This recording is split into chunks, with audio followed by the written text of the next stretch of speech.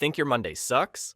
Try waking up medieval style, freezing on a straw mat, choking down watery pottage with weevils crawling in it, and then working 16 hours straight while hoping you don't get punished for a sideways glance at a noble. Hilarious? Not when it's your reality. In this video, we're pulling you into a full day of medieval peasant misery, laced with a dark twist of humor. From sanitation horrors to justice nightmares, you'll laugh, cringe, and thank your stars for modern comforts. Ever hear of bread that makes you hallucinate? Stick around to find out. Let's talk about how your day kicks off in medieval times, with a morning so bleak it makes your worst Monday look like a vacation. You're waking up to hunger, pure and simple, lying on a straw mat with the cold biting into your bones. Your stomach growls louder than the rooster outside, and there's no warm blanket or heater to ease the chill, just scratchy straw between you and the dirt floor. Every muscle aches from sleeping on what might as well be a pile of sticks, and there's no chance to linger. The misery of the day is already calling. You drag yourself up, desperate for something to quiet that gnawing hunger. You're hoping for food to fuel you, but what waits is a bowl of pottage, a watery, grim slop of old veggies like cabbage or turnips if you're lucky. This isn't fresh soup. It's simmered for days, sometimes over several meals, turning into a microbial gamble. There's no fridge, no way to keep it clean, so this pot of mush breeds all kinds of nastiness. You've got no other option but to eat it, staring at a meal most of us wouldn't touch. Here's the real kicker. This pottage isn't just bland, it's a risk with every bite. Dirt sticks to the vegetables since washing isn't a thing. Bugs like weevils dot the mix, tiny specks you can't always catch before they hit your tongue.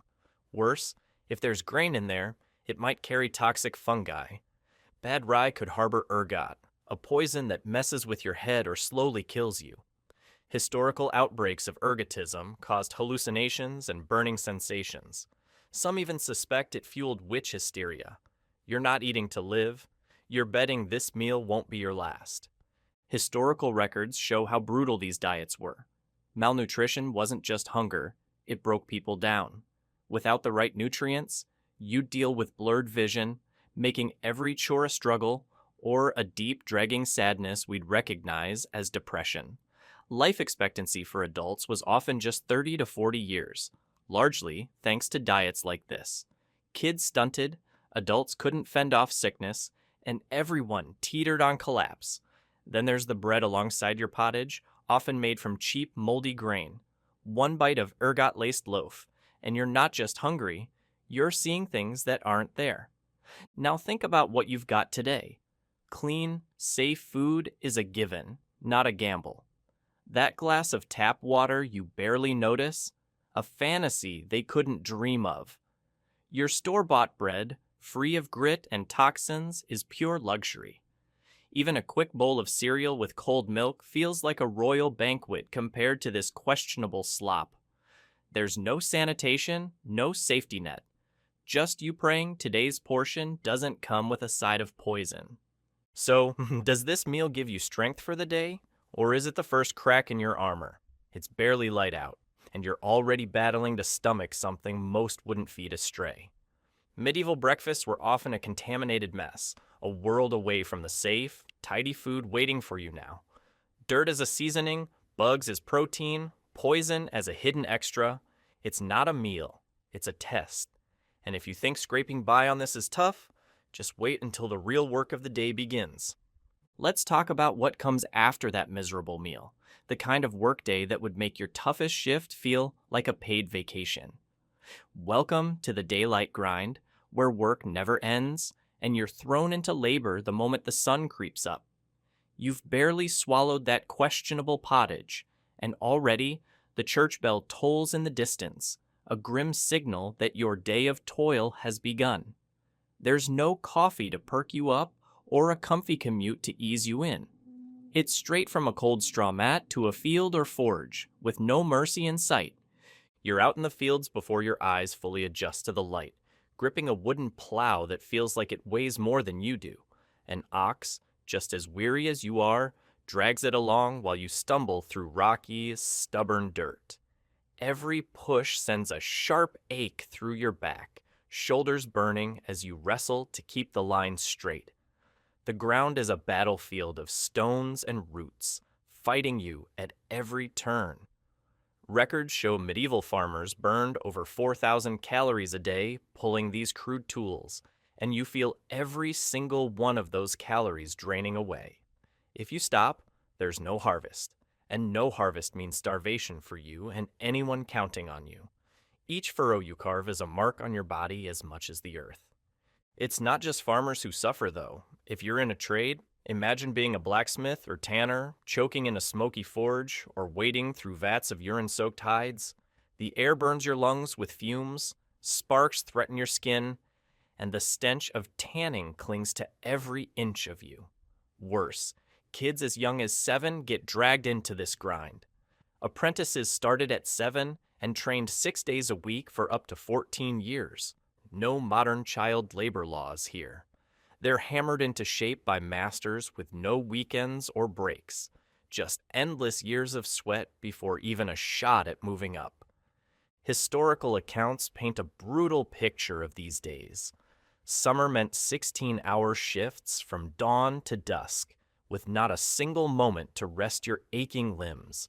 Winter might drop to 8 hours, but the cold and dark made every task just as punishing. There's no paycheck waiting, no overtime pay, just the desperate hope that what you produce keeps you alive another day. Picture swinging a sickle to cut grain, hands blistered raw, knowing one bad harvest could wipe out your family. That weight sits on you constantly, with no one to hear your complaints. Now, compare that to your life. A coffee break to recharge or an ergonomic chair for comfort. Absolute dreams to these folks. You might groan about a long meeting, but they're praying their bodies don't give out under hours of raw physical strain. Even a quick lunch on the go is a luxury they'd never fathom. Eating happens only if there's a spare second, which is rare. So, how long could you push through before collapsing under this relentless grind? Most of us aren't built for it, not even close. You're not just working, you're surviving, hour by brutal hour. And when the day's labor leaves you desperate for a basic break, trust me, even the simplest needs turn into a whole new kind of struggle. Let's talk about what happens when you need a moment to yourself after that grueling workday.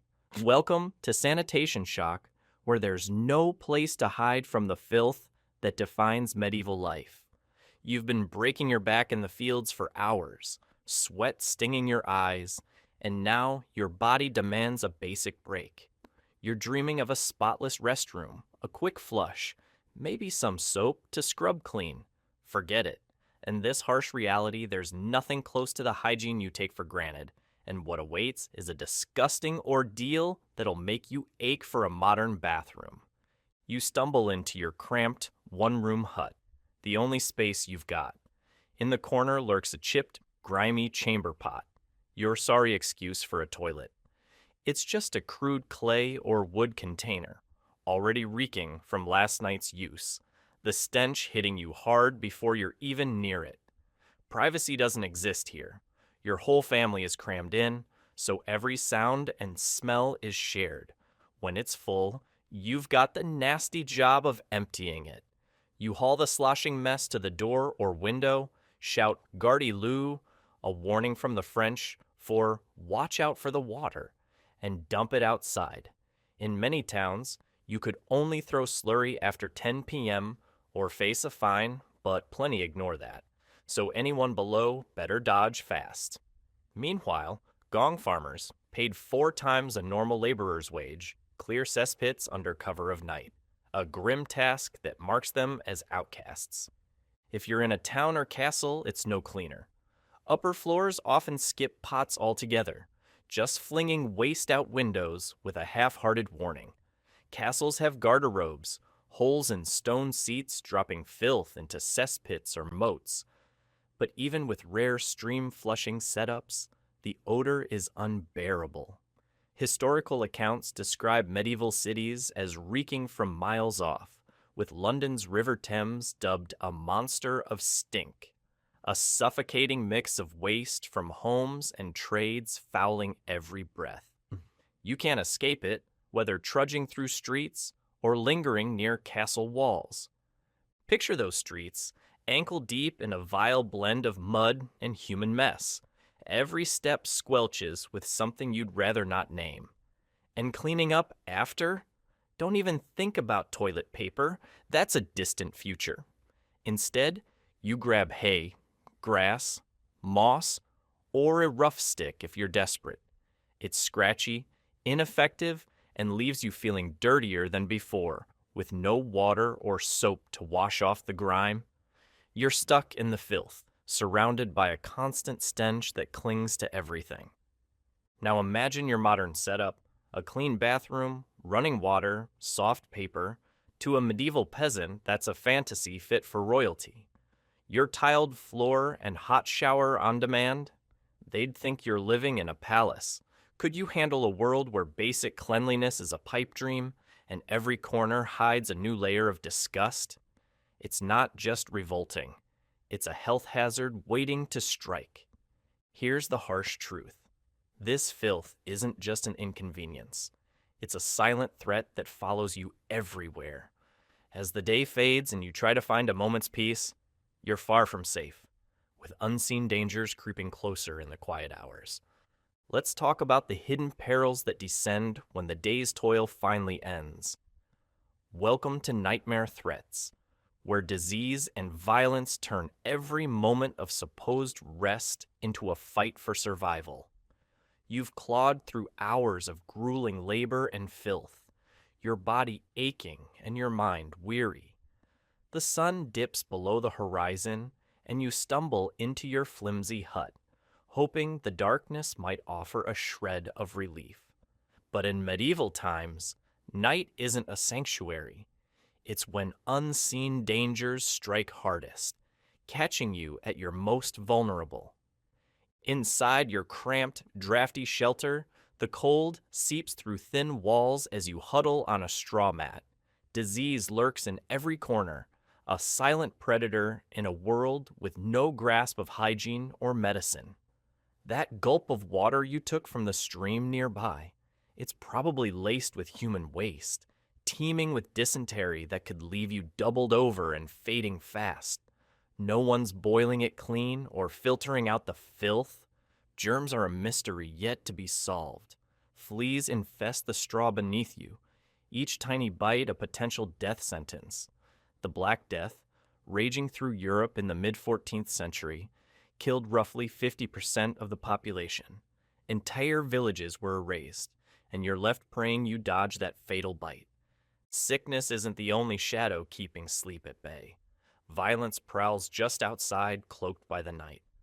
Wars aren't distant tales. They crash into your life with brutal force.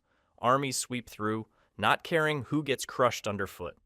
They raid your pitiful stash of grain and snatch your last scrawny hen, living off your land without a second thought. Between battles, they torch crops and slaughter livestock just to starve out their foes, leaving you with nothing. Historical records paint a grim picture of sieges, like Paris in 885 to 886, where trapped souls ate rats and cats to survive. And that's not the only horror. Whispers of the siege of Kindia, lasting 21 years, hint at even darker tales of endurance. Your home isn't safe. It's just another target. The odds are stacked against you, and the numbers don't lie. About a third of children in medieval England didn't live past 5.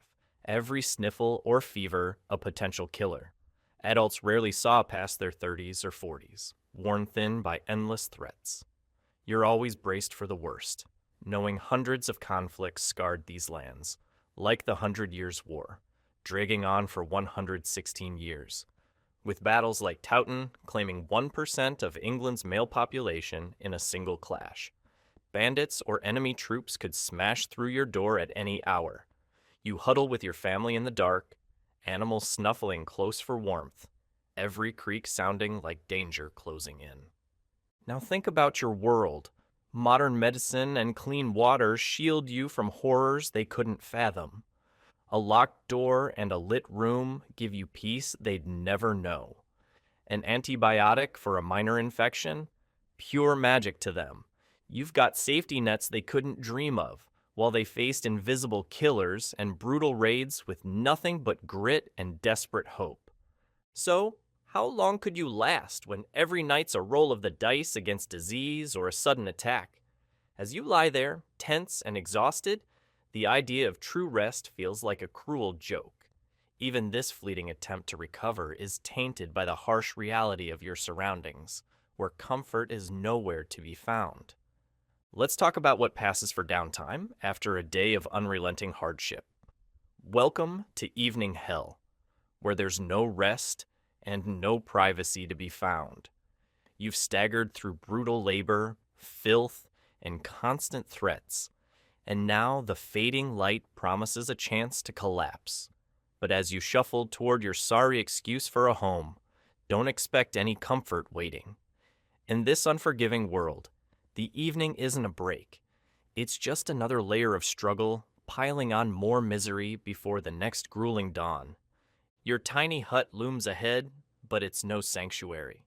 It's one cramped room where every part of life gets squeezed in together. Eating, sleeping, even personal needs, all happen in this tight, stifling space. Your whole family is packed in, from wailing infants to muttering old folks, and that's not the worst of it. Your animals are right there with you, pigs and chickens jostling for space, their grunts and clucks a constant racket as they settle down. There's no separate pen. This dirt floor is everything. Your kitchen, bedroom, and living area rolled into one. The air is thick with the stench of unwashed bodies and rotting scraps, a reminder that this is as good as it gets. Privacy? Forget it. You're shoulder to shoulder with everyone and everything you've got. There's no quiet spot to clear your head, just an endless assault on your senses. The sharp stink of sweat and manure hangs heavy, mixed with animal noises echoing in the tiny space. You can't block out the grunts of a pig right beside you, or the restless shifting of the person crammed next to you. It's like being stuck in a crowded, smelly cage with no way out, every sound and odor pressing in until you're suffocating under it. Hygiene doesn't offer any relief either. Bathing is barely a thing. People wash just 2 or 3 times a year, usually in spring and late summer, believing water open pores to disease. Most of the time, you're stuck with a quick splash from a basin of icy water, hardly enough to cut through the grime. Your clothes make it worse, rough wool or linen caked with months of dirt and sweat. You wear the same outfit day after day, sometimes for a full year, until it's practically crumbling. Every scratch of fabric against your skin is a nagging reminder of how trapped you are in this filth. Historical accounts show just how harsh this setup was. You sleep on straw mats tossed over a dirt floor, or just the hard ground if straw runs short. Lice and fleas are your constant bedmates, crawling through the bedding and over your skin, leaving itchy bites as a cruel nightly ritual. Lice combs were standard grooming tools across medieval Europe, proof of how widespread these pests were, tormenting everyone from peasants to nobles. Imagine trying to rest with bugs skittering through your hair, while every shuffle and snort from nearby humans and beasts keeps you on edge. Modern comforts like a private room or a hot shower, pure fantasy here. Your own space to unwind, a clean bed, even a quick rinse to shed the day's grime, they're unthinkable. Rest feels more like a punishment, another ordeal to grit through. Could you even close your eyes in a place where every sense is under siege? As you lie there, aching and restless, it's hard not to wonder how anyone endured this night after night, and what it says about a life with no escape from such relentless hardship. Let's wrap this up with a hard look at just how brutal medieval life really was. Here's the final punch. Most of us wouldn't make it 24 hours in their world. From meals laced with poison to dangers hiding in every shadow, you'd be out cold fast. By reliving one medieval day, you'll rediscover why hot showers and supermarkets are gifts of civilization. Modern safety and clean beds? Pure miracles compared to their grim reality. Would you crumble from ergot dreams or 16-hour backbreaking days?